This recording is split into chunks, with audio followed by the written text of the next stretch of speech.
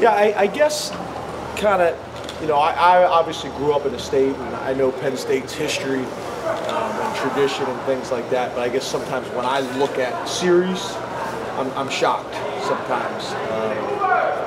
I was surprised that, that's no disrespect to Nebraska. They had an unbelievable program, an unbelievable tradition, but I was surprised that they had a winning record against us. So, I'm still learning every single day about this place as well.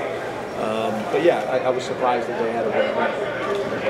And to be honest with you, each week as we play teams, new teams come on the schedule like Nebraska and things like that, and I learn about the history of Penn State. I'm learning too. This is the last Big Ten team that you haven't beaten. You haven't played. Do you care about that at all when you think about it? Yeah, I don't focus on those things during the season, but I look at those things kind of in the off season. I look at Penn State's record against opponents, and I'd like to chip away. I'd love to be able to retire here and been able to swing some of those things at some point. There are things that I look at in the off season and kind of study from a historical perspective and those types of things that we take pride in. But during the season, no, I'm focused on being 1-0. But kind of like Mike brought up, I do want to understand the big picture and teams that we've had good records against, teams that we've struggled against.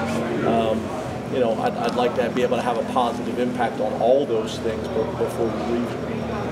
James, throughout the week, some guys have reminisced about, Deshaun. I'm just curious, you've been coaching him for a while now, what your favorite Deshaun story is? Yeah, I don't know if it's one specific thing. I think Deshaun's a great example to all of our players. Deshaun's going to leave a legacy here in terms of work. He's a guy, probably as much as any guy I've been around in my career, that has maximized his potential through work ethic, through preparation, through attitude. I mean, I think I've told you guys stories, when I was a bachelor living here for 9 months by myself and sleeping in the office, and I'd come out at 6 o'clock in the morning, he'd be out on the turf running routes by himself or on the jugs machine or whatever it is. Those lonely bachelor nights that I had living in the building, you see things that maybe you normally wouldn't see. And Deshaun's just a guy that's really invested. No different than I think John Reed's going to leave here with a legacy, hopefully a couple of years from now, about watching film. The amount of film that guy watches and studies the game. It's something that we've talked a lot about part of the recruiting process, is not just height, weight, and how they play on Friday nights. It's also how much do they love the game and how willing are they to sacrifice and invest to become the best players they possibly can be. And that's gonna affect a lot of different things. That's gonna dictate how they are in school. That's gonna dictate decisions that they make Saturday night. Guys that love the game and are willing to sacrifice and invest. And I think Deshaun's a great example of one of those guys. He has worked extremely hard. I think coming in as a freshman, not being able to practice that entire year, having an injury from high school, and I think it kind of set the tone for him. And some guys kind of sulk about that, the red shirting or not playing, and struggle with their freshman year. Guys really struggle. I'm dealing with that right now. There's a lot of guys this time of year. It happens every year about this time. And I think Deshaun's one of these guys that instead of kind of sulking, it really kind of lit a fire in him to prepare and practice to make sure he was going to leave here, with a significant career in terms of wins and in terms of production. And he's done it. Most productive receiver in Penn State history, and Big Ten championship ring, and have a chance to have a heck of a season this year as well. So I think it's the whole package.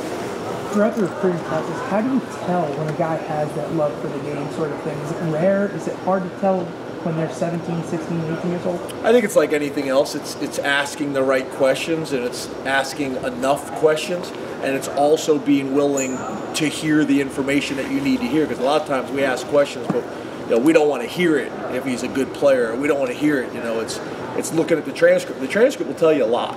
When you look at it, it's asking the high school coach. It's asking coaches in the area. It's asking teachers. It's asking parents. It's watching things for multiple years on guys. It's not just watching a highlight tape on a guy. It's watching game film, because you can make a highlight film on most of the people standing here that looks good. I can find 7 plays from your high school career. I can find 7 plays that make you look damn good. And the difference is the length of the highlight tape, or being able to go back and also watch game tape. Because the players that we're recruiting their games should be a highlight tape. It's funny because we have guys that we recruit to be offensive linemen. Their high school film, they should be dominant defensive linemen in high school. Michael Menet, you go back and watch his tape, he was impressive on the defensive side of the ball. So my point is, there's enough things there that will tell you the story if you're willing to look for them and if you're willing to ask. I think GPA is unbelievable. You talk about it for admissions into Penn State, and I get that, but I think it tells you a lot as a football player. We want as many guys that are really, really good students and really, really good players and are really, really good citizens, because now we can spend our time developing them as people and as players and not babysitting and all that kind of stuff.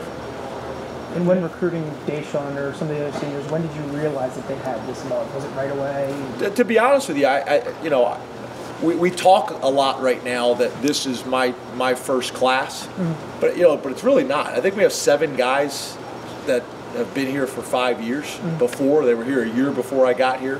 We got another group of guys that were committed to Penn State, and I showed up and knew them for 3 weeks before signing day. That's not really knowing those guys, and that's why those first couple of years it was so important to get to know those guys and build relationships and build trust and their families. I mean, now I'm able to pick up the phone and call their parents, or when I see their parents before the game, or I see their parents after a game, or the barbecue after the spring game. I'm able to have conversations about how they're doing, and there's a relationship there. But this class, there's still a combination of guys that were committed when I got the job, guys that were redshirt guys that have been here a year before I got here. And I think that's one of the things that we were able to do in the last 2 years is build that relationship and rapport with those guys, because it's really important, because there's going to be hard times. There's going to be hard times for the entire organization. There's going to be hard times individually. And the only way you can work through those things is having a relationship. I think that's probably more of a challenge today than ever. Is in some cases you got to be a father figure. Sometimes you got to be the first male authority figure in their life. And we're not a program that tells them what they want to hear all the time. We give them tough love. So that's challenging. That's where my psychology degree does come in. Two more. Value there. For those seniors who did recruit, I think you had 4 weeks on the job to try to seal a deal with a lot of the situations. Can you give me some perspective on how you went about doing that with your assistants, just trying to make sure you capitalized with limited time? Yeah, it was a scramble. I mean, we were locked up in the Penn Stater. We lived in the Penn Stater, and going through HR and everything. Half of our staff wasn't even allowed to come to Lash until they cleared all the background checks and all that kind of stuff. So legitimately, we were like sequestered, in the Penn Stater for I don't know how long. And it was basically me coming over, walking around Lash Building by myself. But it was a scramble. It was calling all those kids, and that's why we kind of went to the situation where we end up recruiting a lot of guys that we already had relationships with, rather than trying to build new ones. But the positive thing is most of my staff and myself have enough relationships and connections in this footprint. Being able to recruit Marcus Allen, and I worked at the University of Maryland for 8 years and recruited PG County. That helped. I knew enough people to kind of help with those things. There was a bunch of Penn State players that I had recruited, for recruiting the state of Pennsylvania and things like that. So it worked out really well, but it's not necessarily the way it's being portrayed right now in my mind. It was a mad scramble. Of all the guys, It was more chaos than it was, as clean and as organized and as the way it's being described. all the guys you're recruiting, how is your relationship different with someone like Grant, who took a chance on you as much as the program and anything else following you from Vanderbilt to here? I mean, to have a guy that did that rather than the program. Yeah, I think we got probably a number of guys like that, and it was a chance on us as a staff. You know, it was a chance on Penn State at a tough time in Penn State's history. You know, so yeah, I think I said that in the press conference on Tuesday. To me, it's the ultimate compliment and the ultimate sign of respect that someone can give you. That they say that we believe in your program, we believe in your coaches, that you're going to continue to build on the thing that's the most important thing in their life. And that's their kid, and that's the young men saying that I feel like Penn State and his coaching staff is going to bring out the best of me. Because all these guys had a bunch of options.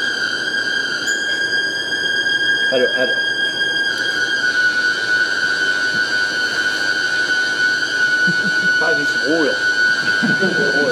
But yeah, I think that's a tremendous sign of respect, but there's no doubt, guys like Grant. I mean, you think about the guys in that class, how significant they've been in our success. In our success and our turnaround. And that is, I think if one of you guys decided to kind of do a study, and you look at the percentage of guys in that first class that have really had an impact here compared to most recruiting classes in a situation like that where the coach gets a job in January, that's not typically how that plays out, and we've been really fortunate. When you have one of those young guys who's sulking, what can you do to kind of lift them out of that? What buttons do you try to push with them? Yeah, I think it's one-on-one time, but it's funny because they go through the first wave of disappointment when they find out they're redshirting or their role is not as big as they imagined it to be, and that's usually a struggle. And then they kind of rebound from that, and then kind of late in the season they're getting beat up, they're getting worn down, they're simulating the opponent. And there comes a point where they're just like, all right, enough's enough. I want spring ball to be here so I can start competing for a job. And that's kind of human nature. It takes a special guy to come out here and be self-motivated like that day after day and be driven. And then I think the other example you have is the guy who redshirted, and in his mind, that redshirt freshman year was going to be the breakout year, and that doesn't happen. And that's kind of an issue as well. And it's having the time to be able to sit down with these guys and talk them through that. But they're impatient, like we all are.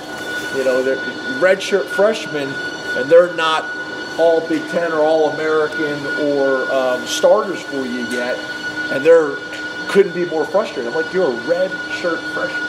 You got so much time left in front of you. But as we all know, when you're young, it's hard to see any further than 6 months. To be honest, it's hard for most of them to see more than 2 weeks ahead.